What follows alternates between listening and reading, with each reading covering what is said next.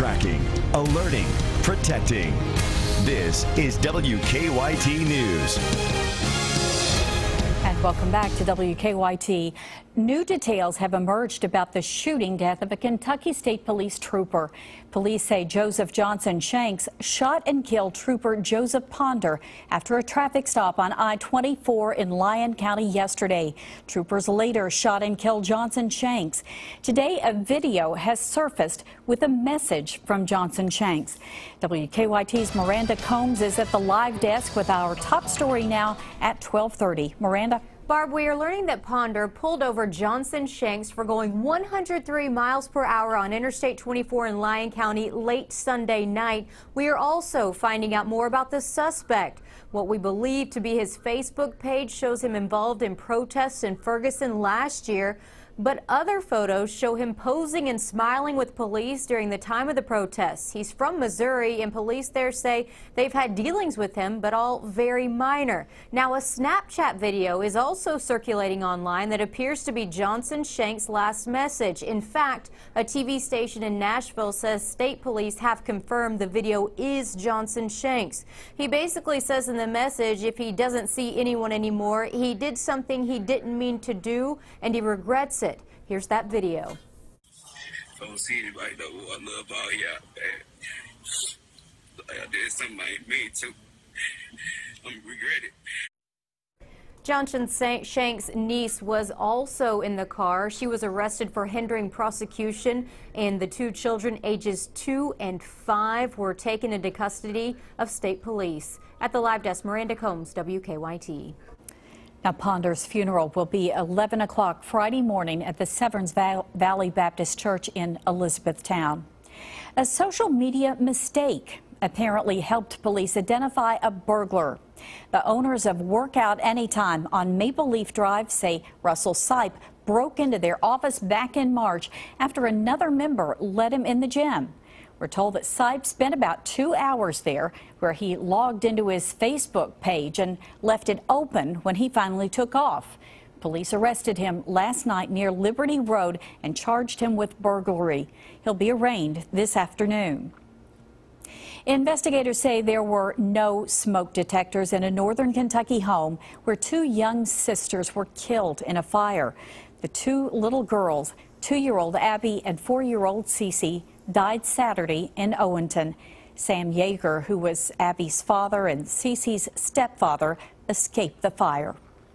Those girls were what he was after, and him not being able to save them has got him beat down. He's blaming himself. That was his world. It's not something I would ever wish on any family. The family is now on a mission to make sure something like this doesn't happen to anyone else. They plan to go door to door in their community and hand out smoke detectors and batteries twice a year. A trial for a man accused in a woman's murder has been postponed. The Corbin Times-Tribune reports Jonathan Taylor's trial will now be held November 9th. Taylor is one of 3 people charged in the beating death of Catherine Mills in Knox County in 2010. During his last hearing, Taylor learned he will not face the death penalty. The path some students walk to school is causing concern for parents and school officials. Some George Rogers Clark students have been taking an old roadway to get to school. It involves walking on a narrow 2-lane road and crossing Old Boonesboro Road. School officials have installed a gate to keep unwanted traffic off campus and encourage students to take another route. But some parents aren't happy about it. My son is 17 years old. He's bigger than I am. I taught him how to cross the road properly. There is no path for them to go through. It would put them either climbing over the gate or climbing over the barbed wire. I do want to work with the community. There's some subdivisions back in behind the school here, and I understand I walked to school when I was in high school. I walked to school too, so we want to make a place, if it's at all possible, we want to do something that would encourage the kids in a safe environment. The topic could come up at a previously scheduled school board meeting tonight. The school superintendent plans to meet with the county judge executive and mayor later this week. A minor crash in a drive-thru helped police catch a DUI suspect. Berea police say 38-year-old Israel Swarry was part of the crash at Sonic. We're told he smelled of alcohol and had slurred speech, also staggered when he got out of his car. He's charged with driving under the influence. It's going to be another nice day across the area, but we'll be adding a couple of degrees to that thermometer.